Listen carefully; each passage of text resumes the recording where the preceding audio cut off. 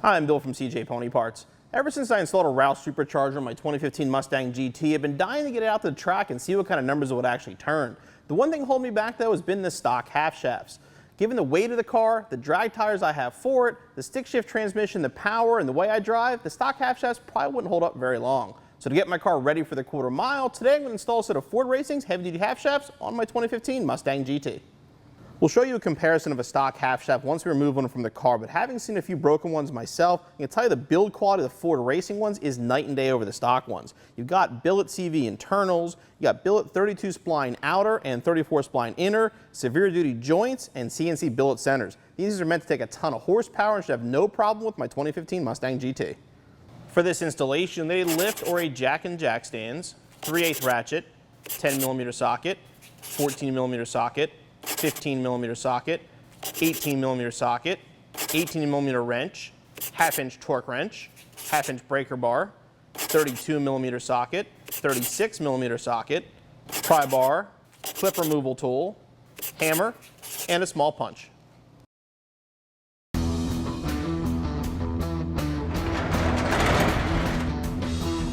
You start the installation by getting the car off the ground or removing the wheels. Next thing we're going to do is remove the spindle nut. At this point, leave your parking brake on, make it a lot easier to get this off.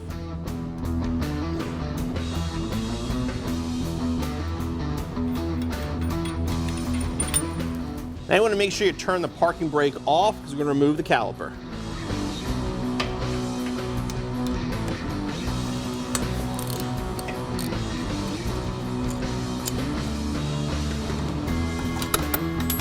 To remove it, just hang it safely out of the way. Now we get the ABS and parking brake cable out of the way. Let's pop that off there.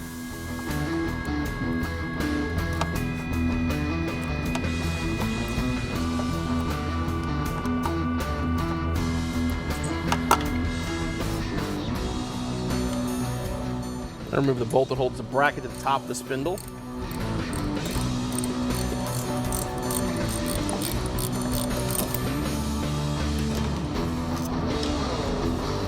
Now we'll separate the spindle from the arm by removing this nut and bolt here.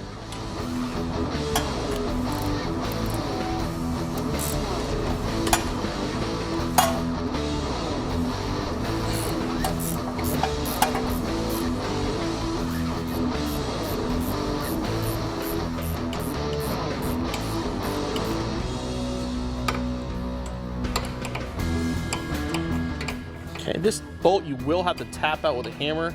We're going to leave the nut on the end to protect it while we hit it.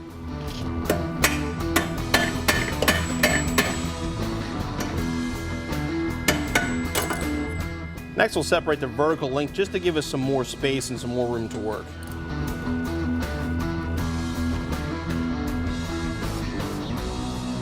We have a slight tap to the factory half shaft now to separate it from the spindle.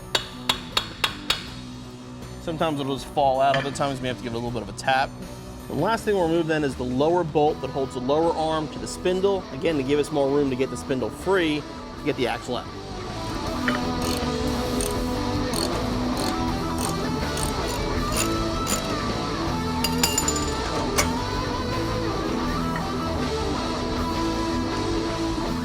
Move the vertical link past the spindle, that'll give our room to fall out, and we can remove our socket.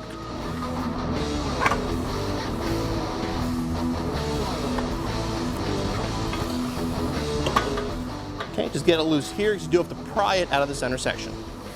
Basically just put the pry bar between the pumpkin and the half shaft, just pry it out.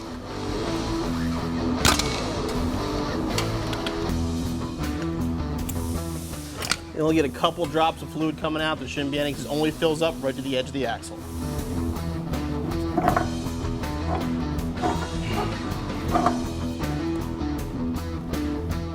Here you can easily see the difference between our stock half shaft and our Ford Racing. And the build quality is night and day. There's a reason these things will take a far more horsepower than these will here.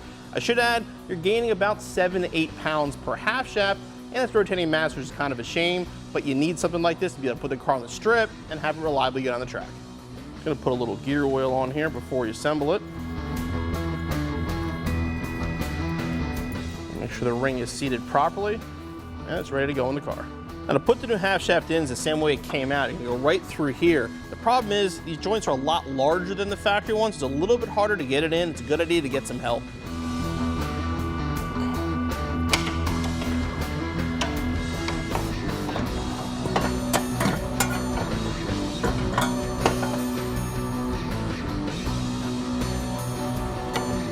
Fine, just prying this upper arm off a little bit makes it a lot easier to get it in. Once you get it lined up, you want to push it in until you hear it click. If you don't hear it click, that ring's not engaged and it's not in place. Now we get the outer into the spindle. It doesn't bend quite as far as the factory one. So again, this is a little harder to do.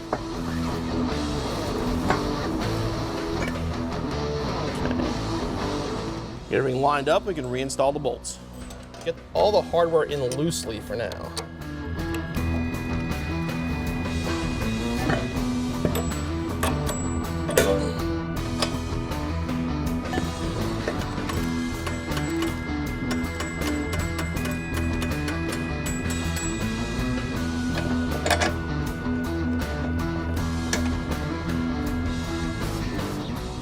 Once everything's loosely started, go back and tighten it all down.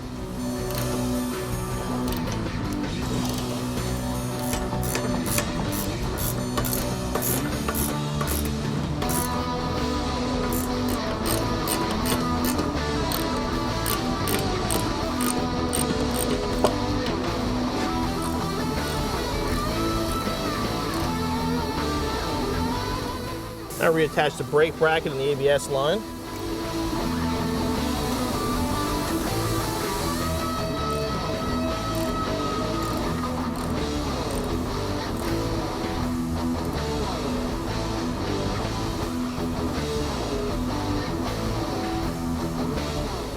I'll reinstall the caliper.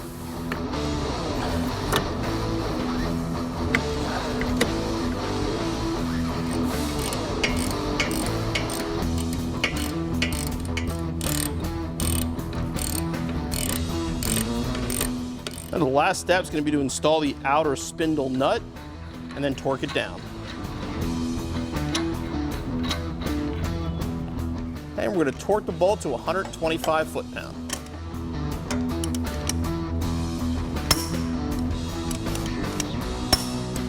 Repeat the process on the other side, reinstall the wheels, and your installation's finished.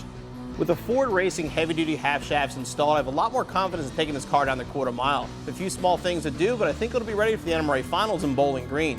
The installation is pretty straightforward, probably take you between 2 and 3 hours to be back on the road in no time.